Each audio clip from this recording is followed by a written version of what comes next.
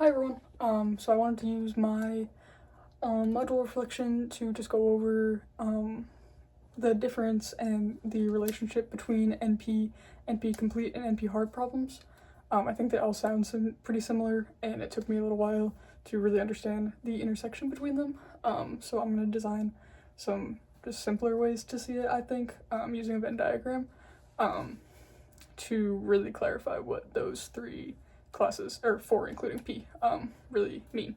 So what I'm going to do is start with this circle, which is going to be the class of NP complete problems.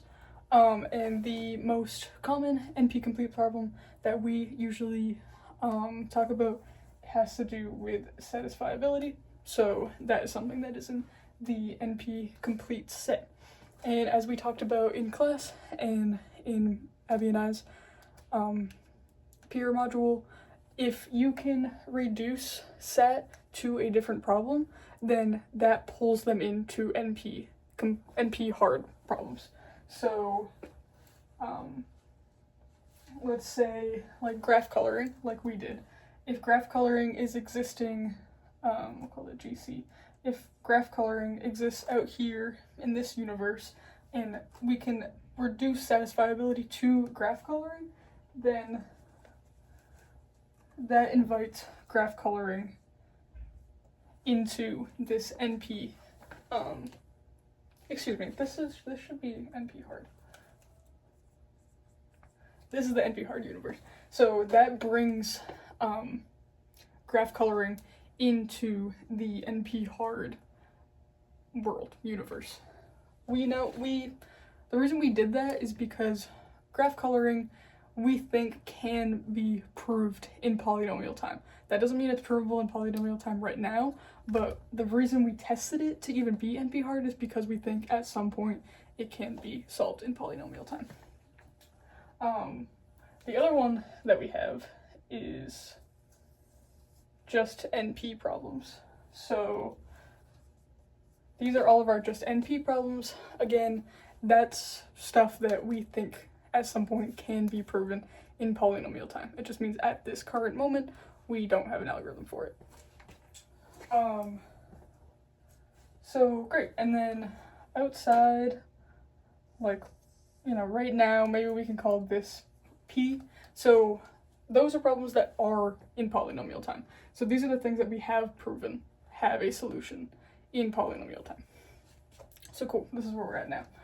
This section right here, the intersection between NP and NP hard problems, is called NP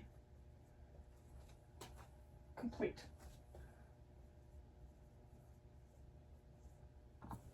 Okay, so now that we have this NP complete universe, actually satisfiability also lives in the NP universe because we have a non-deterministic polynomial thing. So SAT actually lives in here because it is both NP and NP hard. So great, SAT is NP complete.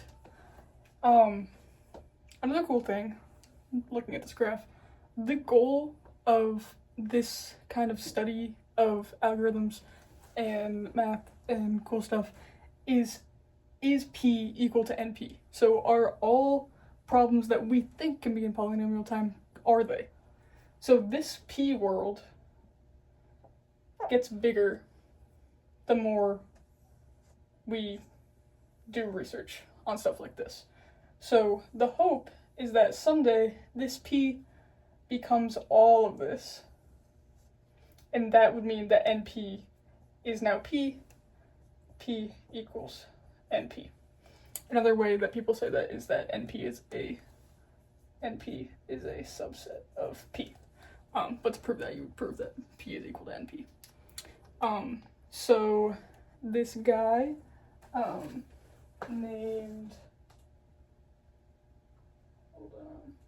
Cooks, I believe, his proof or his theory is that if someday we prove that satisfiability is in P, then that would prove that, let me visualize that.